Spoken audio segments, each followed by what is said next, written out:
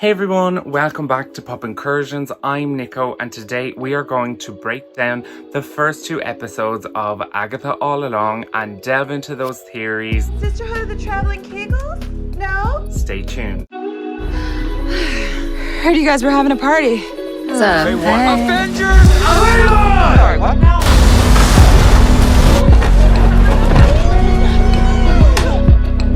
And I will return for judgment.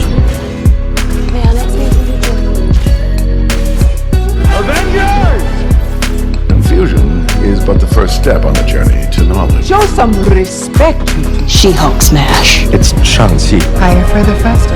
You need to back off. Down, down, down the road to glory at the end.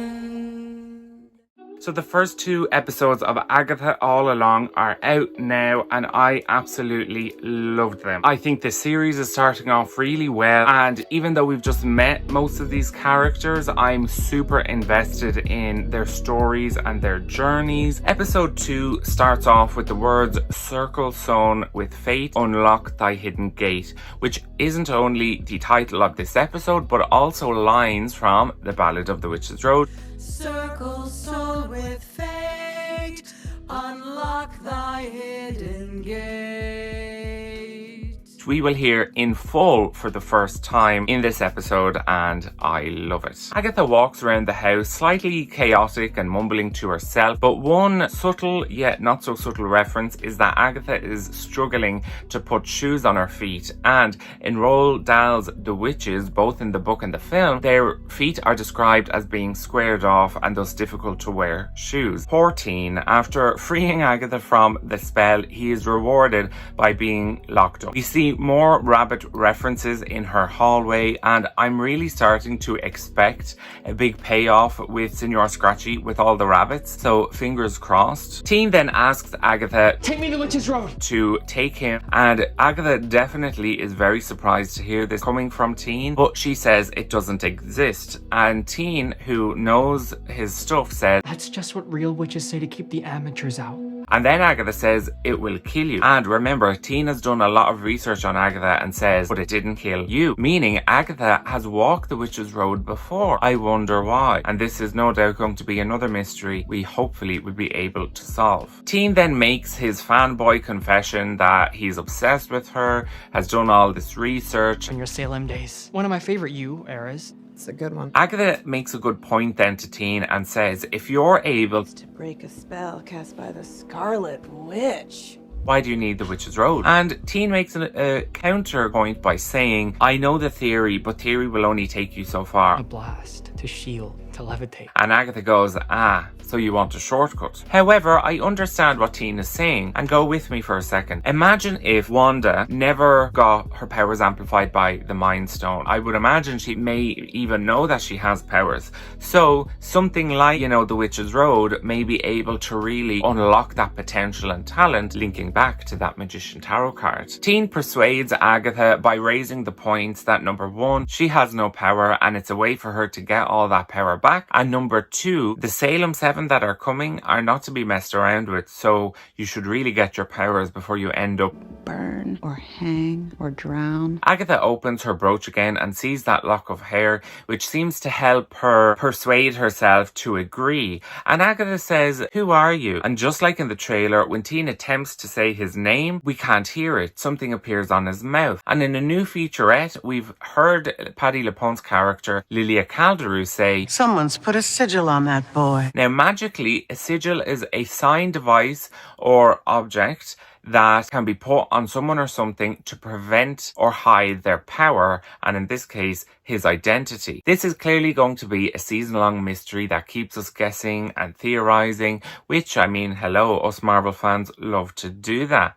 Did someone say Mephisto? It's highly likely that Teen would be revealed to be Billy Kaplan, Wanda's son, just in a different body, but a small part of me can also see them twisting this story to connect to Agatha's son, Nicholas Scratch. Perhaps it's Agatha's son, Nicholas Scratch, who will become Wiccan villain in the MCU. While I doubt it, never say never. And personally, I'm more interested in who put the sigil on him and why. Why can't he reveal his identity? I'm sure we will have to wait till episode 8 or 9 for that answer though. Agatha and Teen then head off to find a coven, and Teen asks, oh my god, are you going to introduce me to your coven? But Agatha says, No, those harpies are dust. and I'm surprised that Teen doesn't know what Agatha did or what happened to her own coven in Salem. And although he could just be pretending to come across less fanboy and obsessed. While walking, they pass the plot of land that Vision bought for him and Wanda, and obviously Wanda used that plot of land to form her house in WandaVision. And we actually see the very kind of foundation with graffiti that says evil witch stay away, and then her symbol, her crown, with a line crossed through it. Clearly there are still some hard feelings there, and even Agatha herself spits towards the plot of land. And I know online a lot of people have been, you know, saying they're ungrateful and poor Wanda, but I do also feel, imagine that happened to you. You had to feel her pain, her nightmares, forced to do and say things, probably kept from, you know, friends and family and your job and all of these different things. And we also know from the last episode, you're not really supposed to say her name either. So Wanda.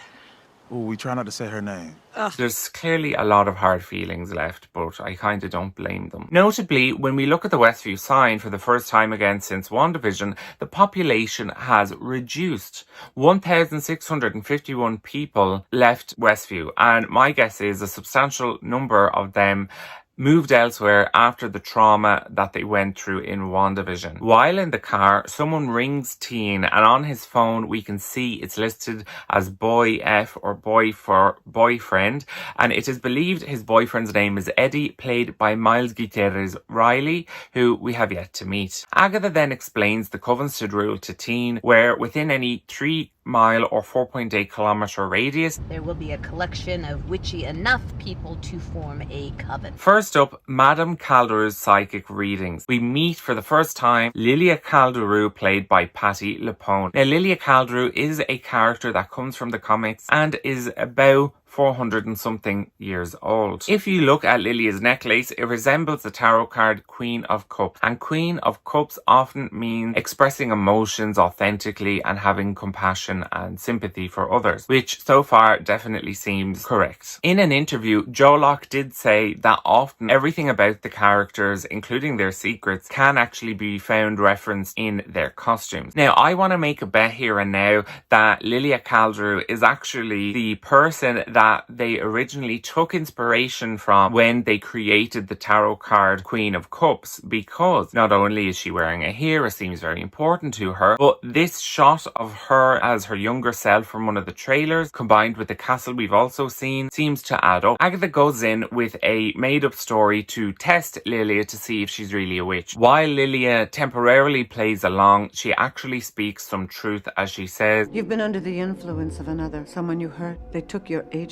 And without asking for any information, she immediately declined. And I am not interested. However, Agatha does not take no for an answer, and even reveals a vulnerability about Agatha's power to steal power from other witches, and reveals it I can't steal your magic unless you blast me with in an effort to try and persuade and reassure Lilia if she was to join the coven. That, with the eviction notice and a flash of the future, Lilia not only agrees, because she kind of has to, but she also provides a list of witches that they should recruit. As they walk to the car, Agatha sees a crow, and this is the first member of the Salem Seven that we are meeting in Animal 4. The crow is played by Bethany Curry. To provide some context, in the comics, the Salem Seven were able to shapeshift, and I believe the concept is they all have a specific animal that they have chosen that they can shapeshift into and out of. And like we know with the scrolls from Secret Invasion and Captain Marvel, shapeshifting makes it a lot easier to be in places where you normally couldn't be. So the Salem Seven are able to spy on Agatha, but I also believe they're giving her a warning. I do hope we get to see more of the Salem Seven in relation to their animal form and perhaps a transition, or as to why each of them has that specific animal. I'm most excited for the fox because they are one of my favourite animals, and out of this episode, the coyote was the one I loved the most. We then meet Jennifer Kale in her crystals, candles and well-being store, and she recognises Agatha straight away. We learn that Jennifer has been bound for the past century, meaning she cannot use her powers. The binding spell that has kept you magicless for the last century? Jennifer then makes a jab at Agatha when she learns that she has no powers and says, How far you've fallen, witch killer. Agatha certainly does not have a good reputation amongst witches, and I'm imagining that when she did have the Darkhold and her dark magic, she never thought that that would be taken away from her, so she didn't really concern herself with reputation or wanting to be on people's good side. Jennifer then says, in regards to Teen, who's this? Another child sacrifice? So I think this is definitely strengthening our theory that Agatha sacrificed her own son for the Darkhold. Just like they used the eviction notice to persuade Lilia, they used Jennifer's legal issues to persuade her. The headline reads, Kale Care founder drowning in class action lawsuits. Yet another reference to how witches were killed during those Salem days. As they go back to the car, Teen tries to read the list of names, but Agatha does not want Teen to read the list. I'm guessing she doesn't want him to know that Rio Vidal is on that list because she doesn't want her to be part of their coven. Next we see them in Westview Mall. They need a blood witch, i.e. the actual child of a witch. The witch that they are seeking now so happens to be the daughter of Lorna Wu, who is a rock goddess who in the MCU universe made a rock version of the Ballad of the Witch's Road, which we of course got a sneak peek of in one of the trailers. Like WandaVision, it's... And Lorna Wu was featured twice in the credits. Teen then reveals that his mother went to see Lorna Wu in concert, but who is he speaking of? If he's speaking of this body's biological mother, then that would likely be Rebecca Kaplan, but it could be Wanda, or if he is actually Nicholas Scratch, he could be referring to Agatha herself. We then get the next visit of the Salem Seven, this time in the form of a rat. The Salem Seven rat is played by Britta Grant. Each time we get a visit from the Salem Seven, it kind of reminds me of the ghosts that pay a visit in A Christmas Carol because they serve as warnings to Scrooge basically. So in this case, it's like they're warning Agatha that, you know, we're going to see you tonight at sundown. Just like in A Christmas Carol, those ghosts would visit at a specific time. We also learn from Agatha that Lorna Wu, or Alice's mother, Rumor has it Lorna Wu was lost to the Witch's Road. Agatha sets up Teen as if he's shoplifting, so Alice Wu-Gulliver tackles him to the ground. There, Agatha makes her offer and funnily refers to Teen as her familiar Toto, which is obviously referring to Dorothy's Toto from The Wizard of Oz. I'm Agatha Harkness. This is my familiar Toto. Not only is this a witch reference, but this is a gay reference because, as the old saying goes, he's a friend of Dorothy's. We also learned that Alice hasn't been having the easiest time lately. She seems to be an ex-army soldier turned shopping mall security guard and gets fired. Just like with the other witches, Agatha is able to use something negative in Alice's life to persuade her to join the road. In this case, Agatha says, What if you could finally answer the question, what happened to Mommy? Referring to her mother, rumoured to be lost to the Witch's Road. Although the fact that their lives are all in such duress is sad, but it says a lot about surviving centuries as witches when the whole world fears you, especially when one of the most famous modern day witches does not have the best reputation recently. Yes, Wanda. On the way home, Agatha asks Teen about himself, and the fanboy within him is jubilated when she asks about him. However, just like when he was trying to say his name, he begins to speak, but we can't hear anything. Initially, Agatha questions her own hearing, but on being able to hear herself and the radio, she realizes that it's Teen.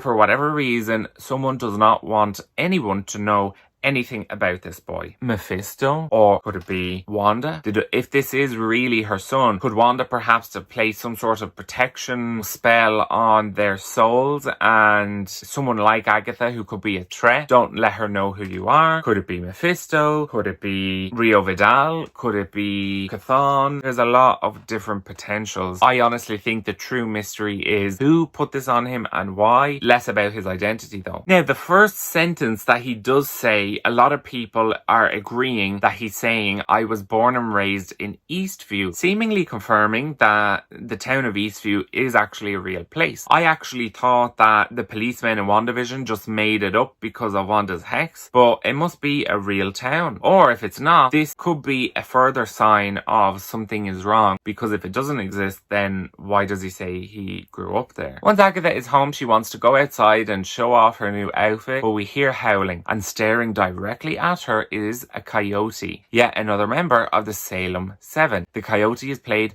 by Chau Naumova, and this scene I absolutely love because it really gives off this eerie, uncomfortable, foreboding atmosphere. Tina's trying to make the place more homey and welcoming and made a sign that reads Welcome Coven. Agatha tears it down, but one letter remains up and right beside his head, a W. Again, leading for speculation that he is William, aka Billy, or Wiccan. The first arrival is Jennifer, followed by Lilia and Alice. Lilia refers to Jennifer as High Priestess, you're bound. And you need a chemical peel. and a bell rings. I'm assuming that, like before, this means Lilia had a vision. Like earlier, there are more tarot card imagery on Lilia's cardigan, although it's much more difficult to make out. Agatha attempts to get away with not recruiting a green witch, but the rest of the coven insist. Jennifer refers to the ballad The ballad, Wake Thy Power, Earthly and Divine. No, I've heard of and says that potentially the Green Witch is the most important while embarking on the Witch's Road. Teen points out There was one more name on the coven list. A black heart. i.e. Rio Vidal. You don't have a heart. I do. It's black and it beats for you. A black heart. However, Agatha refuses to recruit Rio and decides to recruit Mrs Hart, or who should now be referred to as Sharon Davis, No, Mrs. Davis. Mrs. Hart was what? Wanda. who thinks she's just going to a party. Party? Really? But hey, she was doing gardening, she has some green fingers, she has some earthly experience, so maybe it'll be enough. They're already in the basement, but Teen still thinks that they're going to drive to the Witch's Road, while Sharon thinks they're going to do laundry together. But Agatha clarifies that the road is conjured. Agatha sends Teen upstairs to close some windows and let them do their thing. While upstairs, we hear an owl,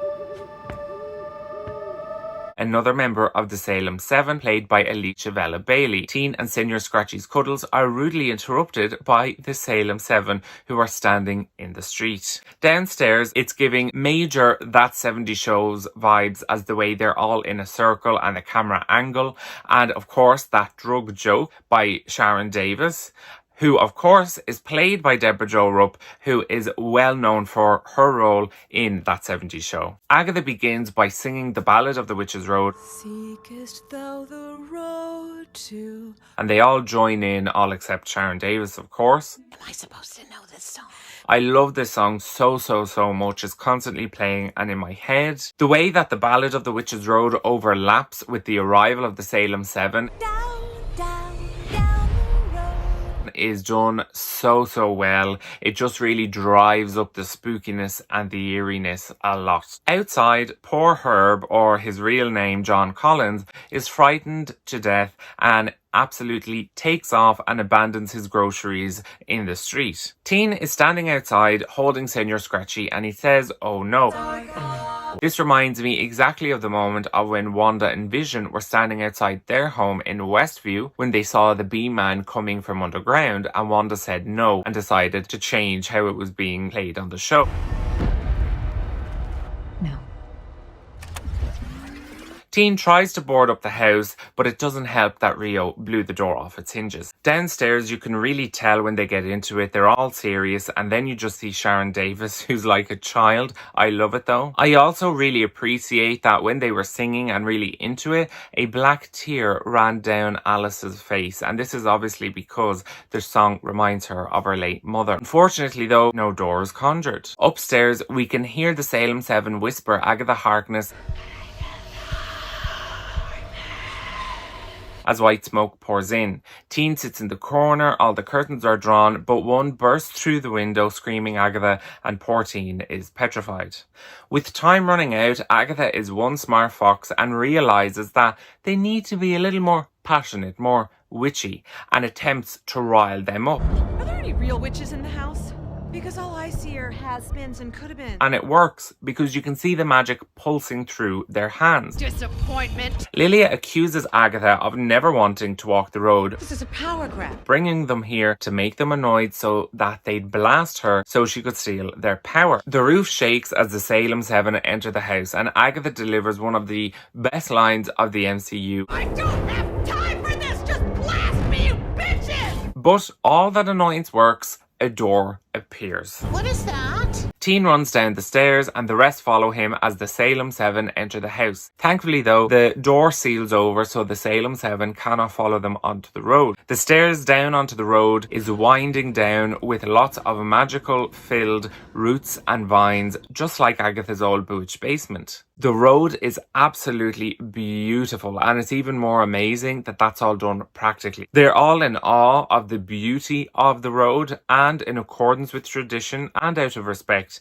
they all remove their footwear and walk down, down, down the road, down the witch's road.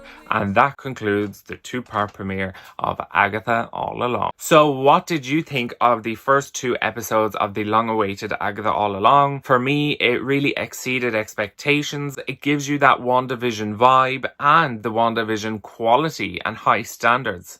And unlike recent MCU projects, it's not afraid to mention what has gone on in other projects. Like recently in the MCU, projects don't typically discuss, mention, or even acknowledge sometimes the events of previous projects. But here, you know, we have people referring to Wanda, referring to the Scarlet Witch. Obviously, people aren't afraid to talk about it. We even learn that the new unwritten rule is don't say her name.